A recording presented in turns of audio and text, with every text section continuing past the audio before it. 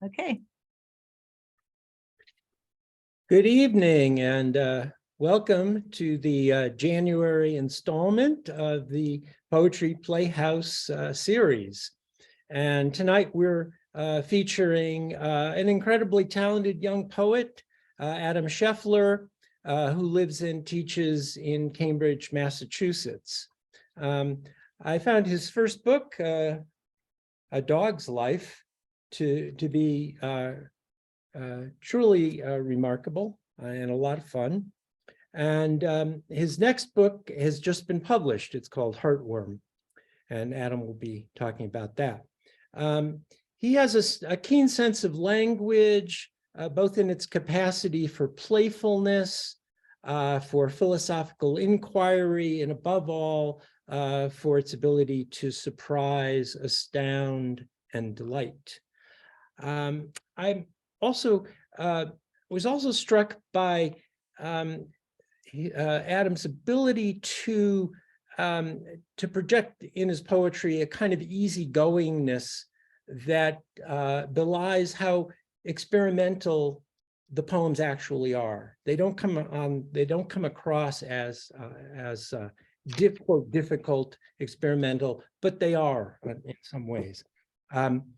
Adam Scheffler grew up in California, received his MFA in poetry from the Iowa Writers Workshop and his PhD in English from Harvard. His first book of poems won the 2016 Jakar Press Book Contest, and the second book of poems, Heartworm, was the recipient of the 2021 Moon City Press Poetry Award. His poems have appeared in a vast number of prestigious journals, including the American Poetry Review, the Yale Review, Cortland Review, Bennington Review, Asheville Poetry Review, Bellingham Review, Sugar House Review, Poet Lore, Salamander, and River Styx. He teaches in the Harvard College Writing Program, and he also does poetry reviews for the Harvard Review as well. Please help me warmly welcome Adam Scheffler. Thank you so much, John. Can everybody hear me okay? Yep. Good. Well, great. Thank you so much for that super generous introduction. I'm glad also that the poems project like easygoingness to you, because I feel like most people who know me will not feel like that's an accurate characterization of my personality in real life. So I'm glad I'm faking it well in the poems. But anyway, so I'm going to read just two poems from my first book, A Dog's Life, and then the rest of the poems will be from my new book, Heartworm. And so I'm just going to dive right in. So this first poem is called Contemporaries. Every dog born at your birth is now dead. Every bottlenose dolphin and beaver, every mallard and mountain lion. In the first 30 minutes of your life, all the fruit flies your age were dead. Death started small. When you turned 3, the last ant your age turned its 6 legs to heaven. When you blew out your first candles, your fellow bee ladled itself gently into a flower. Now in spring, you meet their great-great-great-grandson in a rose or hyacinth. In 4th grade, the last prairie dog peered out. As you had your first sexual experience, the last goat born on your birthday rubbed its itchy head against the fence, bleated, and expired. In your 20s, death snuck past the last porcupine's quills. The cats and pigs like Virgil could only take you halfway through them too. And turning 30, the long-faced Beatrice of Bison left you as they left America, or hustled out by drunk poachers firing board out of train windows. As all the tapers will go, without your ever seeing one of them, though they apparently live alone and have sex in and out of water.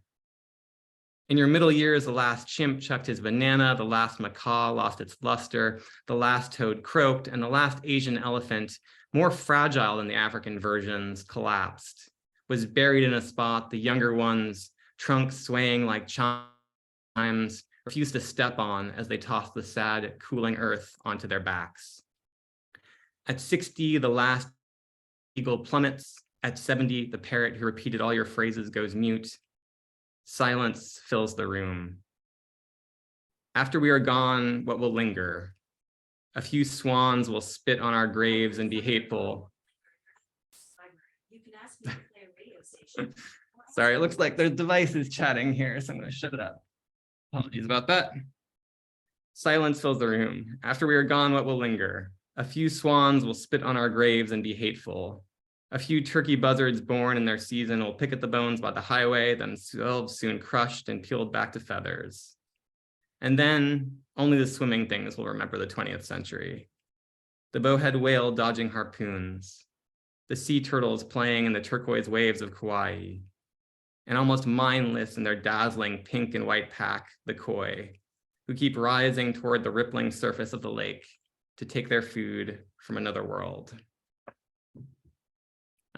Sorry for the intrusion. The iPad there thought I was talking to it, so it was wanting to participate, I guess. So I'm just going to read one more poem from A Dog's Life. People have heard me read before. I've heard this poem as well. But this poem is called Partner. And basically, when you're in a relationship for a long time and you're not married, people tend to use that term partner to describe your relationship. But it always seemed like not a particularly romantic term to me. It sounded kind of like a business partner or something. So this poem is sort of an attempt to make that term sound a little more romantic. Partner. Since we're not married and have been together so long, boyfriend and girlfriend is starting to sound too hip, too sexy for what we are. Too Parisian, like we take long strolls in the Seine or make love in front of mimes, like we tie our bodies into balloon animals and float, or ride the train under the slimmest finger of ocean to London, imagining Sherlock Holmes hot on the trail of Moriarty for the 100th time. Too stupid and obsessed to know his own love for Watson if it hit him in the face. They are partners, and I think it's time for us to steal their appellation of dusky, trusty hue that they stole from Western Marlboro men, chewing tobacco and spitting on cactuses and not pronouncing the T as they move through the canyons, muscular thighs draped over their horses. We too journey side by side on the trusty steeds of twin beds, or the single gigantic steed of a California king. So my nighttime imitations of a ninja won't bother you. So your thin form can be rolled up like a cigarette in blankets and be smoked by night, and the long plume of your dreams can stay private. I love how it's all taken on faith, the way day is partner to night or yesterday to today, knowing no covenant keeps it all together. No words stored in a courthouse or promises made before people who think love is sealed by their getting drunk for free or by throwing rice on us to plant in us a field we work all our lives.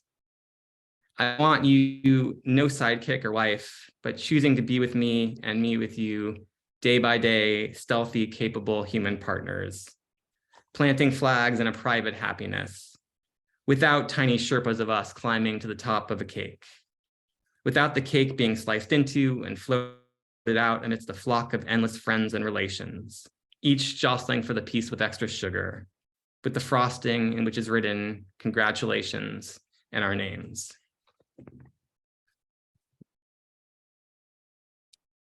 So the rest of the poems I'm going to read are from my new book, Heartworm. And thank you all so much for coming and for listening. I know listening to poetry takes a lot of work, so I appreciate it. And yeah, it means a lot to me.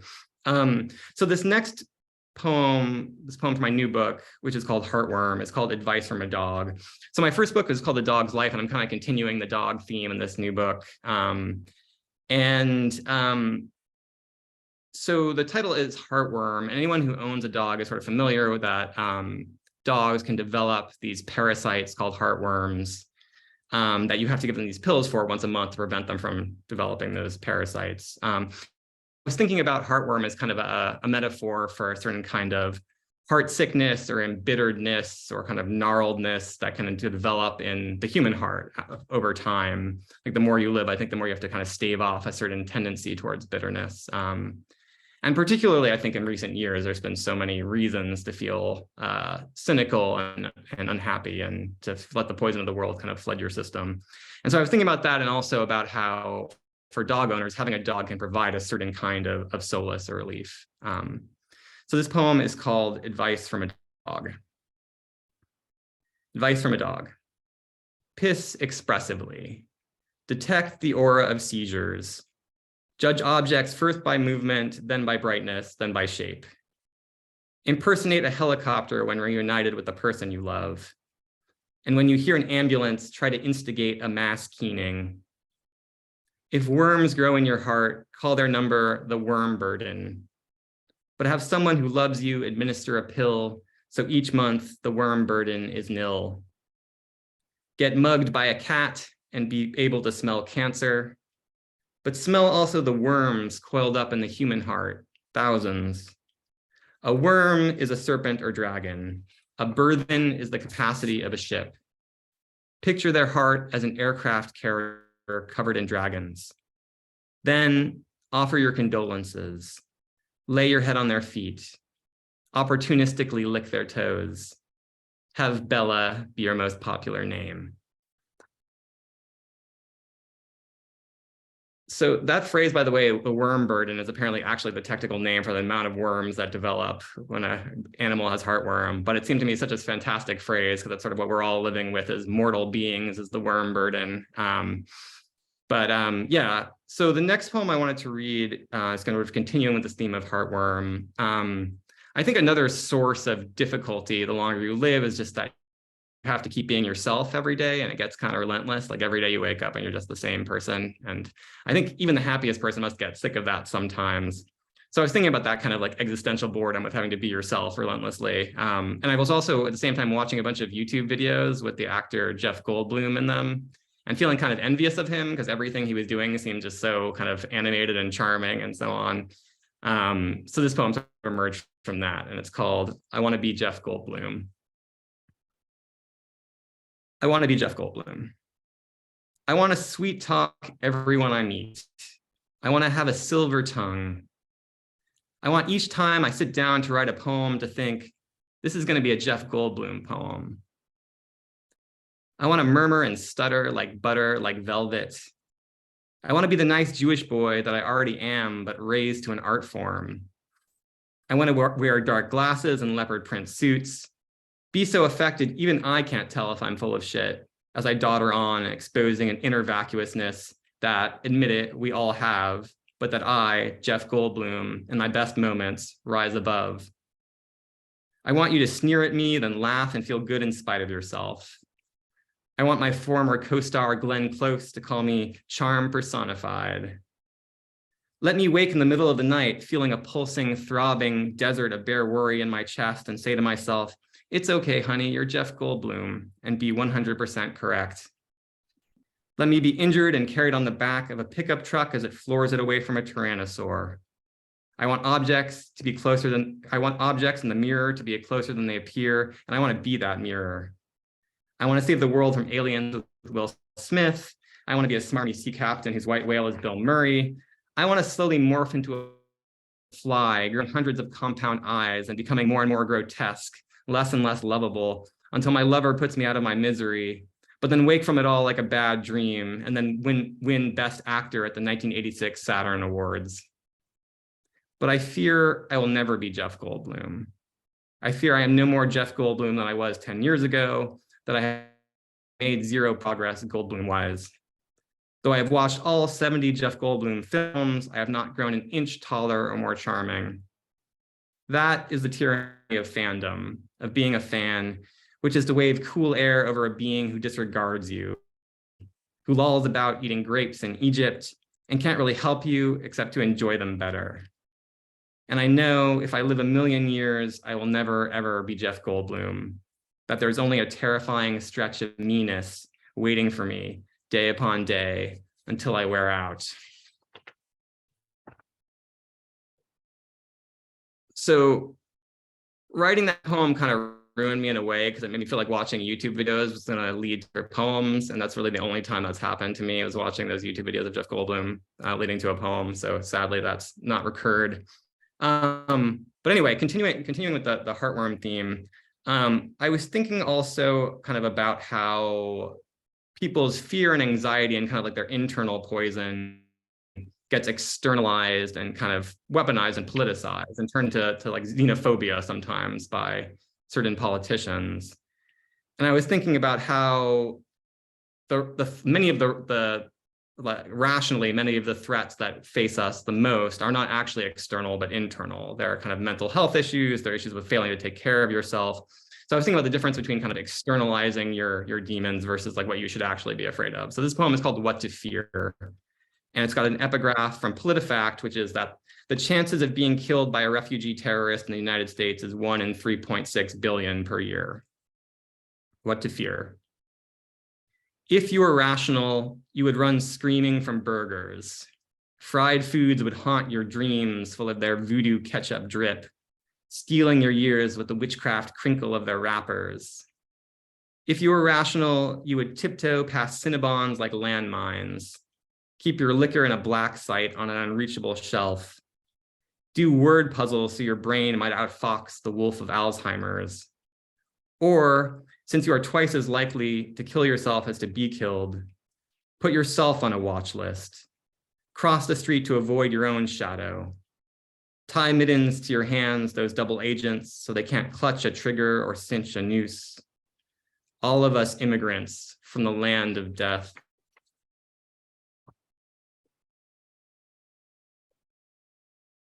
So this next one is called Florence, Kentucky, and it's more of a scenic poem. So my partner, Lindsay, is from rural Indiana, and I've spent a lot of time with her there in Indiana and in Kentucky. And so this poem is sort of describing the scene a bit, and basically kind of aspects of the landscape and the culture that disturbed me in particular. It's also a poem, I think, about kind of trying to bear up and find some resistance to kind of awful, crushing circumstances and the toll that can take. It's called Florence, Kentucky. So what if the old man on the bus is trying and failing to remember his dead mom's face, as if the past were not a cartoon tunnel scratched on a wall? He's still trying. And when did we forget our cattle shoes and feather parkas? How we carry with us a lowing sadness, an extinguished memory of flight. Today, I'm going to count all the blackbirds between the prison and the Walmart, where right now, in its galloping sadness, a bald man who sounds like a car horn is Hector lecturing his infant hushing girlfriend as her unhappiness, radiant as a cleat, sharp as an ice skate, sprays to a sudden stop. Right now, at the emergency crisis center, right next to the gun store, the nurse feels entombed in hours like a fly in amber, as the waiting room TVs spin despair's golden honey. And I think of the ice I waited out on as a kid, of how often the world seems like it's going to shatter, but then miraculously, mercilessly does not. Okay, so I'm going to read you one that's a little more fun. That was a heavier one, obviously. This one is a poem. It's a collage poem. It's made up of signs along this one highway in Florida called Tamiami Trail, or US Route 41. This whole poem, everything in it is taken from a roadside sign there. I'm kind of obsessed with the language on roadside signs. I think they often kind of have even when they're expressing really ugly sentiments, they have a very memorable voice to them a lot of the time. There was this Baptist church I used to run by that would always have these different passive aggressive sayings on it. For instance, one day it said, "Keep your words sweet in case you have to eat them," which I thought was just great. I mean, maybe it was more just aggressive than passive aggressive, but anyway, so everything in this poem is taken from a roadside sign in this one highway in Florida.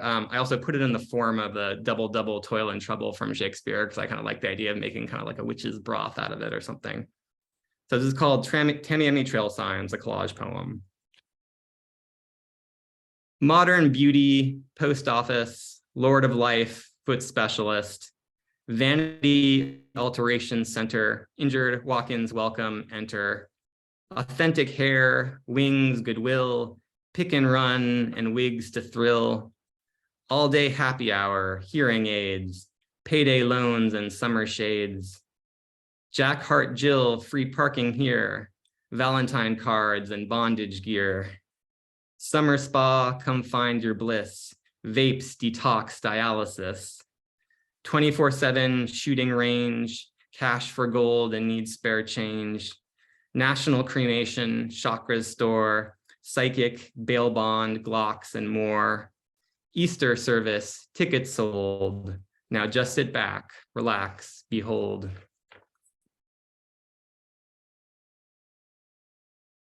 So I'm going to read another Florida poem here next, but that's in a very different mode. This one is sort of modeled off Allen Ginsberg's poem To America. It's just called Dear Florida. And I think the only thing to know about it is there's a moment where I talk about Anna and Elsa, and I'm sort of referring to, I'm imagining the Disney princesses, Anna and Elsa from Frozen, the actors who play them at Disney World, kind of commuting home after the end of a long day. But that's just a small detail in the poem, but just thought it was worth mentioning. So this is called Dear Florida. Florida, you have the most stowed guns of any state. You're besting even Texas, Florida. Florida, heaven and hell are supposed to be separate locations. Florida, stop praying, I'm trying to talk to you. Your purple skies improvise brilliantly over the Hobby Lobby. I don't think you even try to distinguish between sex and death. Florida, you are poor white. Florida, you are Cuban, Jewish, ancient spring break. Florida, God was drinking mezcal when he designed your birds. If I'm being honest, I prefer gentle Hawaii to you.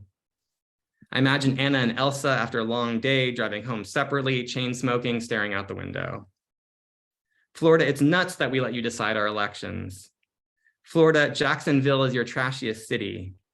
Florida, you must believe in the beauty of Miami. You are the perfect location for Walt Disney's crypt. Your magic castle is a stepchild of the conquistador's rancid dream. I stand below your 100-foot ad for farm fresh biscuits, feeling holy and ashamed. Florida, you call Hooters a family restaurant. Your glamour and violence, Florida, your red and blue, your two coasts. Florida, you are pincushion with metal crosses. Florida, your gas stations have been stabbed to death with flags.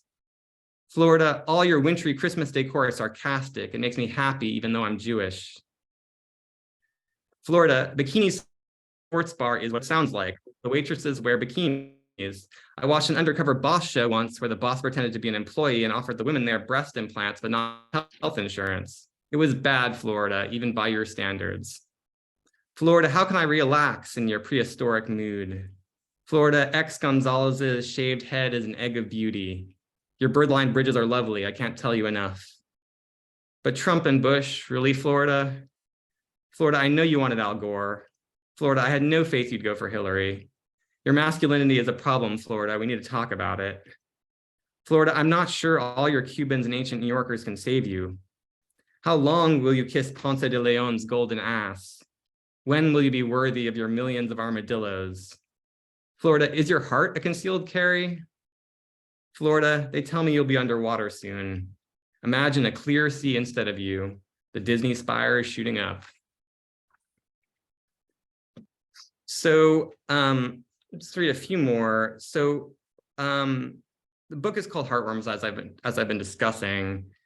But one of the two epigraphs of the book is about joy, and it's from this poet Christian Wyman, who says, joy is the only inoculation against the despair to which any sane person is prone, the only antidote to the nihilism that wafts through our intellectual atmosphere like sarin gas. And I do think that kind of joy and enthusiasm and silliness and playfulness are all things that can kind of keep us from feeling that kind of bitterness or letting it overwhelm us. Maybe that joy can be a kind of heartworm medication of its own, but it's something that needs to be kind of cultivated and embraced.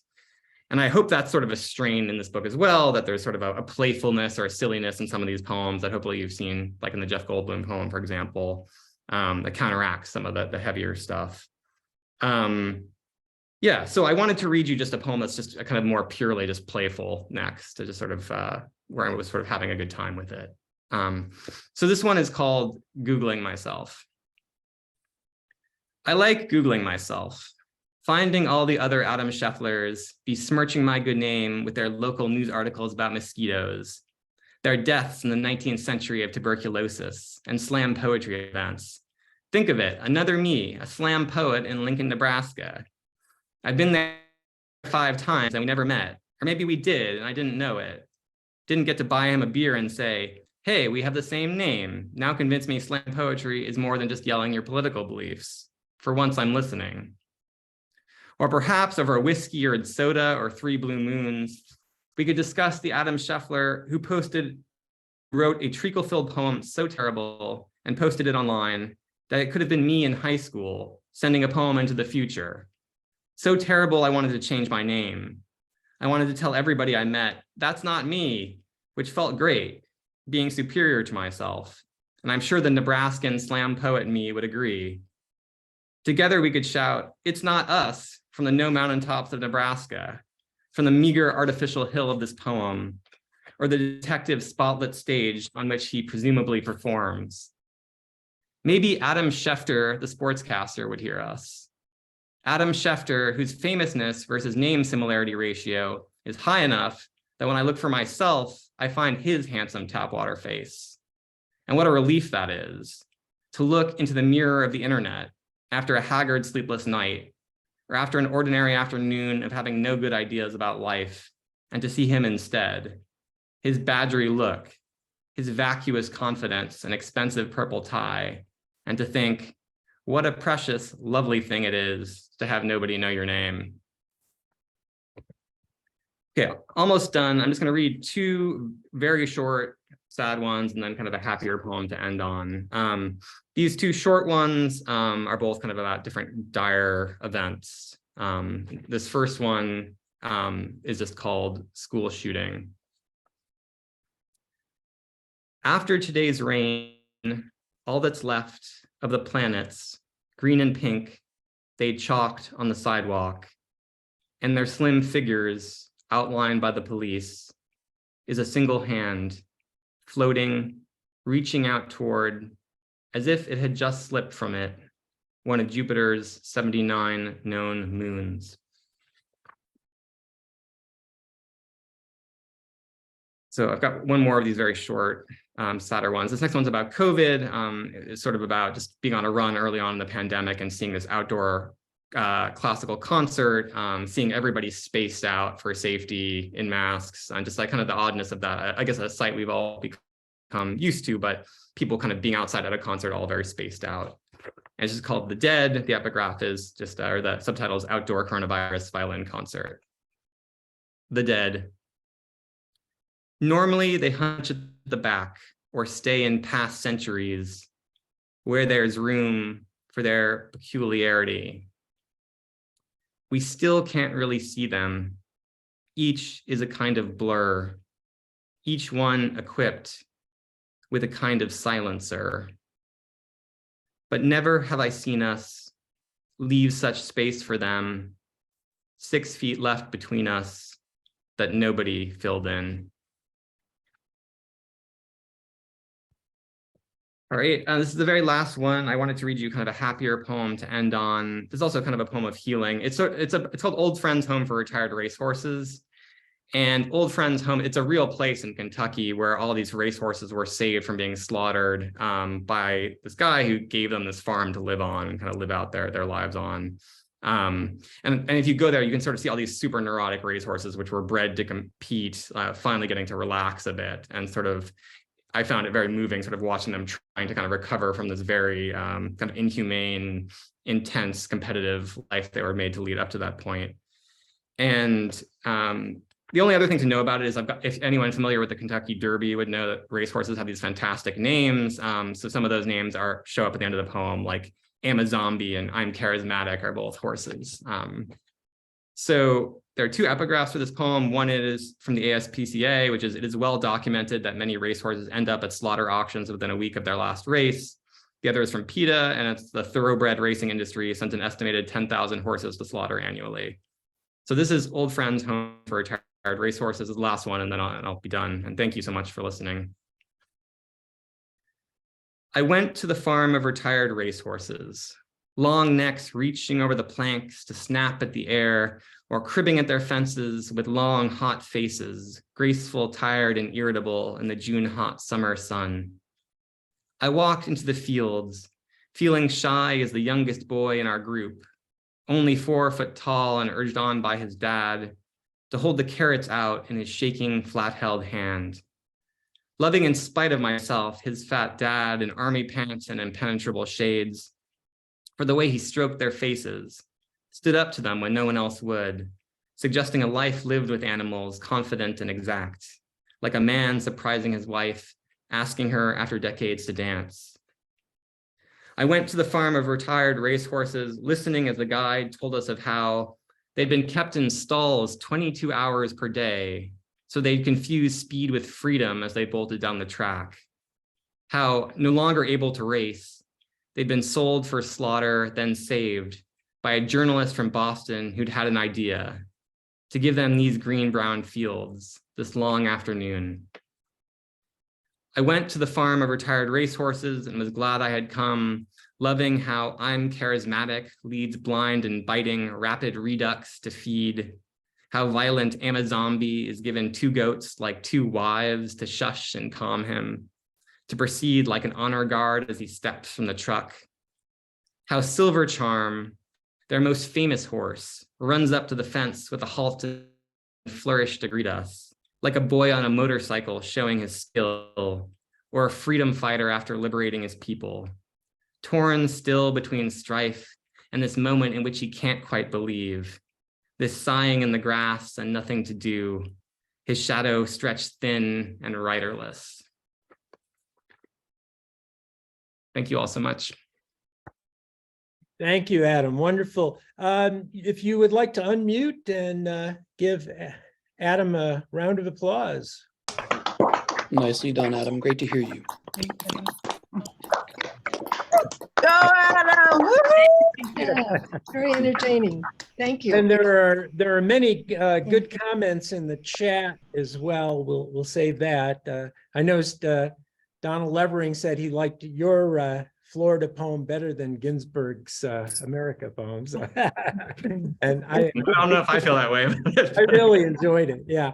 So great. So we're going to take a few minutes to converse with Adam before we move on to the open mic.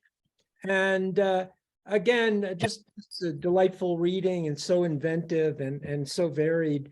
You know, I recall I had said, your poems had this easygoing quality, and that's maybe the wrong word, and nonchalant is not the right word. Sprezzatura is not the right word. I finally figured out what it is. It's your Jeff Goldblum quality that, that informs it somehow. Anyway, so I guess early before we started, you mentioned your favorite poet being John Keats, which is an interesting choice. And after reading you and listening to you, because obviously you don't write romantic odes. There is a lot of negative capability in your poems, but you don't write odes. So how are the ways in which Keats and that tradition still informed your work, if it does? It's a great question. I actually do write some odes. I maybe didn't read any tonight, but I definitely am very interested in them.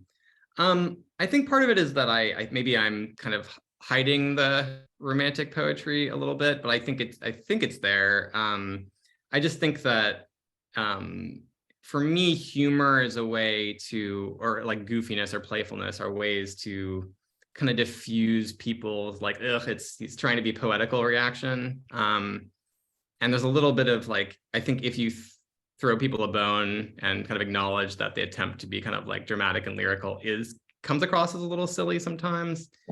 I think they're more likely to be willing to go with you with it. And for me, I guess I'm really interested in campy humor in general, stuff that's like winking at you, but is not at all ironic, is just trying to be, you know, kind of celebratory, and at the same time as it's teasing what it's talking about. The idea of like teasing and earnestness being able to kind of coexist. So I don't know if that fully answered your question, but yeah, oh yeah. And I guess Jules probably has a question in a minute, but so you have two books that bring in the dog theme, the dog motif, but of course neither book is about dogs, but there are dogs in some of the poems, and somehow dog writ large is there. So you want to talk about how you came to bring in the dog? Well, I live with one now, so I'm constantly going on walks. This is a photo you can see. So it's just sort of inevitable. You're walking around and looking at things and your dog is there with you and your dog is picking things up. I actually have a poem in the book about my dog finding a used condom on the ground and kind of yelling at her to drop it, but then trying to turn that into a poem. But I guess for me, it's like, I'm very interested in writing about animals. This is the animal kind of I live with. And I think for me, there's something also about dogs' exuberance and joyfulness. That's something to like learn from and to emulate. To me, there's something also very moving about the way dogs are just never snobs. They kind of don't, they literally don't turn up their noses at kind of the most, prosaic bodily things. They kind of are able to celebrate them and be earthy and be playful. And so for me, I think they're kind of like a counterbalance to some of the tendencies I like less in myself, to be more like rigid and neurotic and controlling. And I think the dog is like an escape from that a bit. Thank you. Yeah. Jules, any comment or question? Well, Yeah. I think you have a great sense of place as well, Adam, in your poems where you mention specific places like Kentucky or Florida or Indiana. And then I really like the road sign collage. So it's partly that, just that observation and ordinary things that you put into poems makes it interesting, and you can describe things basically almost like list poems in a way. Mm-hmm. I like collage as well, or list poems or different things. So if you have any insights on that, or what got you interested in more of that aspect of your writing? In collage or in place, or just Either one. Yeah. We're just picking your brain. Well, I can say with collage, I have actually a few poems in the book I didn't read because they're a little hard to listen to, I think, that are based, like sort of made out of Google's autocomplete, where I sort of put in phrases and saw what it would spit out as sort of a glimpse into like the subconscious of what people are kind of Googling on their own. And that was really fun. I think sometimes with collage, it's nice to just take a break from your own voice and your own language. It's sort of, maybe this is my version of like not wanting a break for myself, like in the Jeff Goldblum sense, and just wanting to work with language that's not mine and take a step back and be able to remove from it. So much like the default mode in poetry is this like lyric I, this first person that sort of talks about itself. And I think getting to put that at arm's length for a while is a big relief sometimes for me. Mm-hmm. Absolutely. Yeah. Thomas had a question. Hi, guys. Hey. Yeah, thanks, Jules, John. Nice to see you again. I'm actually, I bought Adam's collection of the dog's life, and was interested in, does he have a certain preference in form, or I'm looking at statement of purpose, which really reads like a collagist prose, almost like a Ginsberg riff. So you've got images after a while, right? So then you've got a guzzle, right? A guzzle. Who does guzzle? Yes. Let's give you some, hands up for guzzles, right? Hey, we like guzzles. So yeah, and so I was thinking, you've got sort of, how would you describe your poetry, prose versus narrative? You get into a free verse prose riff a little bit, but when does that become narrative? And this is an open question for everybody in here. Is the definition of narrative gets on to like a Wasteland and T.S. Eliot? Does it get on to an extended examination of something? Or hello, yeah, hi. Hi, Anita. Okay. Yeah. So the question is, I'm just really interested because you have a variety in the dog's life, and I could see someone kind of struggling themselves as a poet to which way to go. You're not going to go Billy Collins, you're not going to go full up Billy Collins with an imaginative riffs and takeoffs and stuff and very tight, quatrain. But then you have an ongoing Yeah. narrative poem. So it's almost like you're David. I bet you've read some David Foster Wallace, no? Yeah, yeah. Okay. Well, okay. You're not- So You're let's not let putting it. Adam- Yeah. Well- So the question, I guess the question is, oh, here's another question. I was thinking that some of your lines are yanking from the current headlines.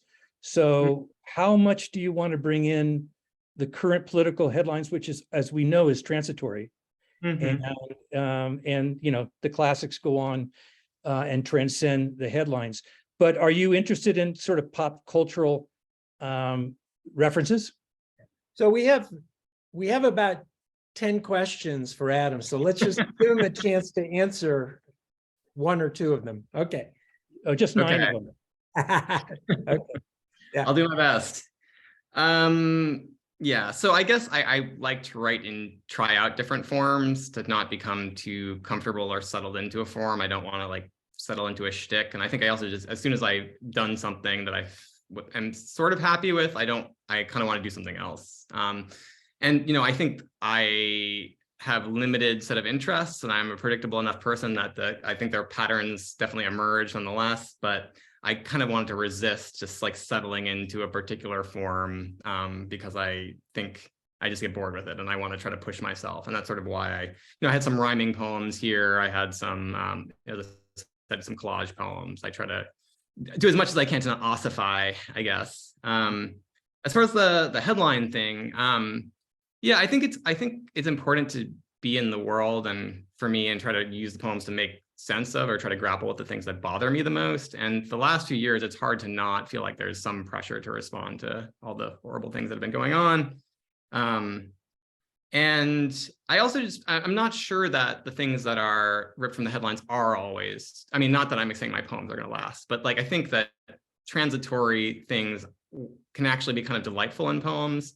So I love Frank O'Hara. He's also one of my other favorite poets. And so many of his poems are just like about the specific people in his life that he's talking to or walking down the street on this particular day and ordering a chocolate malted and, seeing the headline about Billie Holiday dying. And something about just the immediacy of that and existing in that, in his everyday life, not trying to speak about kind of like grand poetic topics, actually, I think makes that poem relate more to like younger poets now than a lot of poems that were trying for something more timeless. So I don't know. Yeah, I guess I don't think there's the headlines and the bigger themes. I don't think are mutually exclusive, I guess.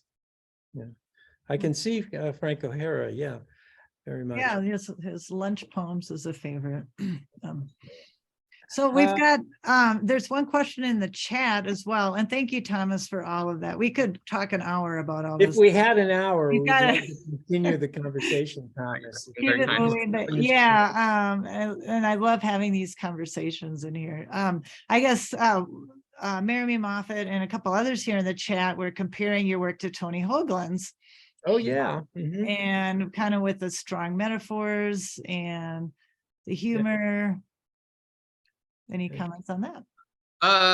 I've had actually a couple people say that to me now, and I am super honored by it. I would love for my poems to be like Tony Hoagland's. I think he's an amazing poet, but I think it's something to still aspire to. It seems like a much greater height. But yeah, no, I mean, he's a poet I love. I had him as a teacher at Iowa for a semester when I was 23, and I was too much of an idiot to actually read his poems at the time because I don't know what I was thinking. Well, somehow, yeah. Mhm. Once he was out of my life totally, and then I finally sat down and read him, and I think I read through all of his books in like a week or something. So yeah, no, I mean, he's a poet I love for sure.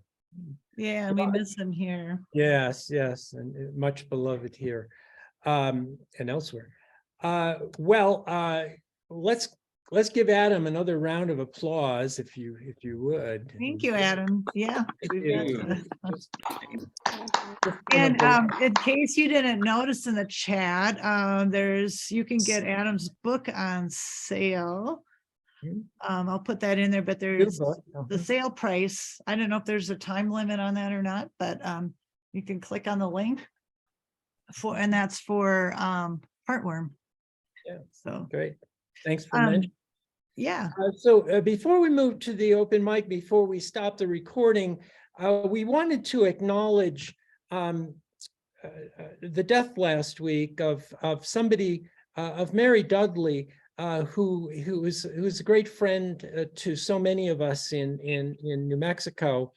And Mary and her husband Jim were frequent. They were here almost every month on our Zooms, and most of the time they read in the open mic, and also in the fixed and free open mic and others, other area Zooms.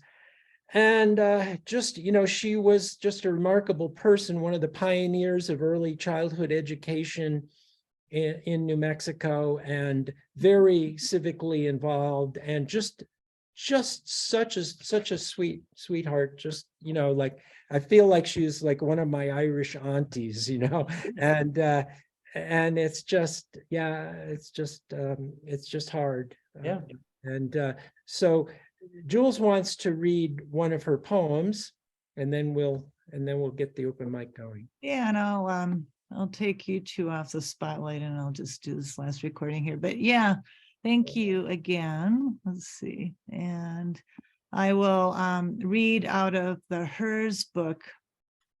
Mary was in Hers, which is also, you can get on our website or on Amazon. Hers is a part of the Poets Speak anthology, and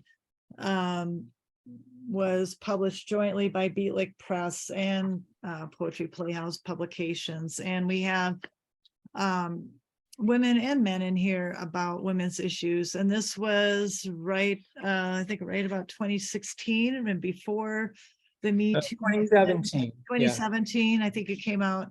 But right after the Trump election, and then we got it out the next year.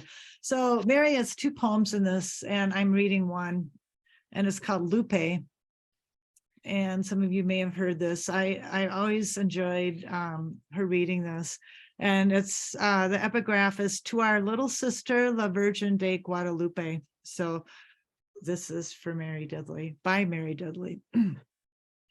Were you sweeping the floor in your mother's kitchen, thinking impure thoughts about Jacobo when that dodgy guy showed up, the one who said he was an angel, with a sketchy story about God's baby already in your womb?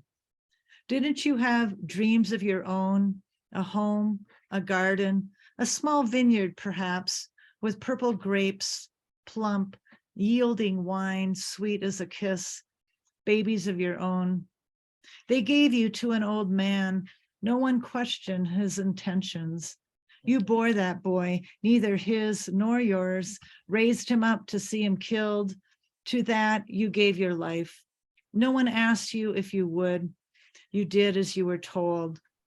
But now, Lupita, look, people wear your image on gold around their neck and pins on their jacket. They've made a goddess out of you. A princess, a queen is what you are. Why, they hang your picture from the mirror in their car. You're on potholders, little sister, and on tote bags and pillow tops. Prisoners where you inked upon their chest, where when they fight, fists batter you, you bleed. But everyone's your fan. No, you didn't get to choose your life. But look, Lupe, you're a brand. So that's Mary Dudley, Yeah. thinking of you. Yeah. So thanks, everybody. I will Yeah, stop and recording.